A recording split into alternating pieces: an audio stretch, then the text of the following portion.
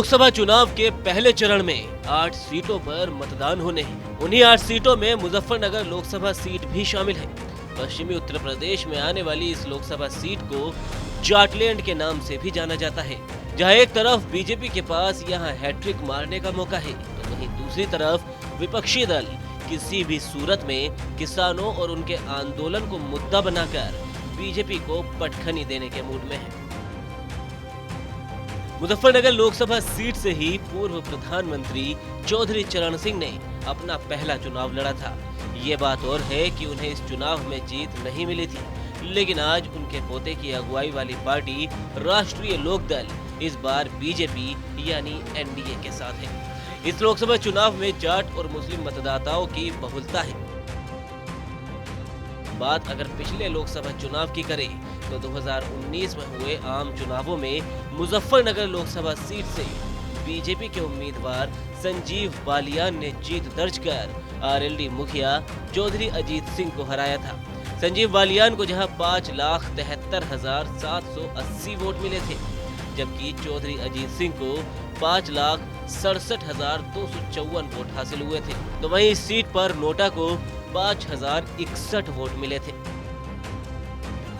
वही बात अगर इस बार की करें तो मुजफ्फरनगर लोकसभा सीट से बीजेपी ने एक बार फिर से संजीव बालियान को मैदान में उतारा है। पिछली बार आम चुनावों में संजीव बालियान ने बहुत कम अंतर से जीत दर्ज की थी, तो वहीं विपक्षी इंडिया गठबंधन की तरफ से समाजवादी पार्टी ने हरेंद्र मलिक को उम्मीदवार बनाया है, जबकि मायावती की बहुजन समाज पार्टी ने दारा सिंह प्रजापति पर दांव खेला है। मुजफ्फरनगर संसदीय सीट पर भले ही बीजेपी का कब्जा हो, लेकिन इससे जुड़ी 5 विधानसभा सीटों पर किसी एक दल का दबदबा नहीं दिख रहा। 2022 के विधानसभा चुनावों में बीजेपी को यहां झटका लगा था और यहां की 5 सीटों में से उसे महज एक सीट पर ही जीत मिल पाई थी, जबकि आरएलडी और समाजवादी पार्टी को यहां 2-2 सीटें मिली थी। चुनाव में आरएलडी और समाजवादी पार्टी के बीच चुनावी गठबंधन था और इसने यहां पर बाजी भी मारी थी। मुजफ्फरनगर विधानसभा चुनाव पर बीजेपी को जीत मिली थी, तो वहीं बुढ़ाना, चरथावल, खतौली और सरधाना सीट सपा आरएलडी के खाते में गई थी। ऐसे में कहा जा सकता है कि इस सीट पर इस बार लोकसभा चुनाव कांटेदार हो सकता है। बीजेपी के विजय रथ को रोकने के लिए विपक्षी दलों ने इंडिया गठबंधन बनाया है।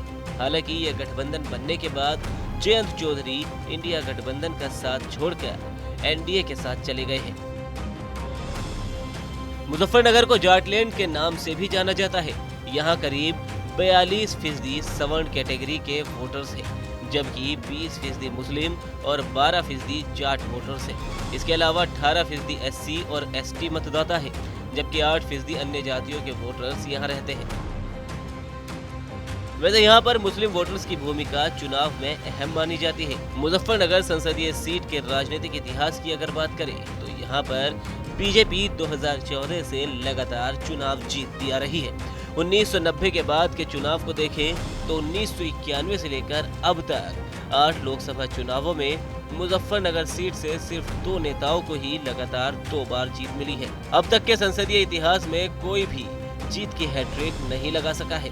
ऐसे में इस बार देखना होगा कि अब की बार 400 पार का नारा देने वाली बीजेपी मुजफ्फरनगर में लगातार तीसरी बार कमल खिलाने में कामयाब हो पाती है, या फिर आरएलडी के बीजेपी के साथ आने के बावजूद भी विरोधी भाजपा की राह में रोड़ा बन जाएंगे।